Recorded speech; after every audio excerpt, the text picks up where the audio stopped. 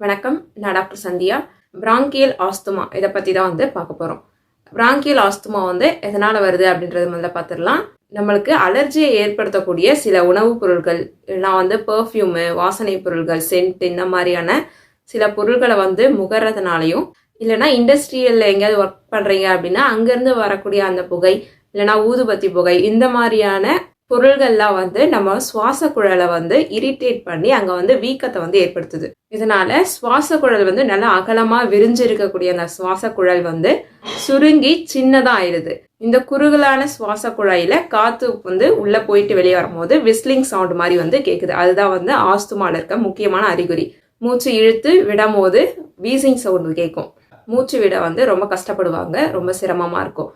இந்த சிம்டம்ஸ் எல்லாமே மழை காலங்கள்லயும் குளிர்காலங்கள்லயும் இன்னும் அதிகமா சிவியரா காட்டும். இது மட்டும் இல்லாம ஃபேமிலியெல்லாம் ஆஸ்துமா வரலாம், இல்லைனா அனிமியா இருக்கும் போது ஆஸ்துமா இருக்கும், ஹார்ட் டிசீஸ்ல ஆஸ்துமா இருக்கும். அப்புறம் பார்த்தீங்கன்னா ஓவர் எக்ஸசைஸால ஆஸ்துமா ஏற்படலாம். ஆஸ்துமா மைல்டா இருக்கும் போதே அதை எப்படி சரி பண்ணலாம் அப்படின்னா, மஞ்சள் பாலில் கலந்து அதை டெய்லி நைட்ல எடுக்கணும். இது ஒரு மஞ்சள் ஆன்டி இன்ஃப்ளமேட்டரி ஆக்ஷன் இருக்கு. நம்ம சுவாச குழல்ல இருக்கக்கூடிய அந்த இன்ஃப்ளமேஷன் வீக்கத்தை குறைக்கும். அப்புறம் இதுக்கு ஆன்டி அலர்ஜிக் ஆக்ஷனும் இருக்கு. அலர்ஜி ஏதாவது ஒவ்வாமையால ஆஸ்துமா இருந்துச்சுன்னா அந்த ஒவ்வாமையும் குறைக்கக்கூடியது. அப்புறம் துளசியும் ஆன்டி அலர்ஜிக் ப்ராப்பர்ட்டி இருக்கு. நெக்ஸ்ட் ஆடதொடையில நம்மளோட நெஞ்சில இருக்கக்கூடிய அந்த சளியெல்லாம் கரைச்சி கெட்டியாக்கி அதை வெளியேற்றக்கூடிய ஒரு ஆக்ஷன் இருக்கு. ஆடதொடை மணப்பாகவும் நாட்டு மருந்து கடைகள்ல கிடைக்குது. அதையும் வாங்கி யூஸ் பண்ணிக்கலாம். அடுத்தது தூதுவளையை கீரையா சமைச்சு சாப்பிடலாம். அப்புறம் திப்பிலி, அதிமதுரம் இது ரெண்டுத்தையும்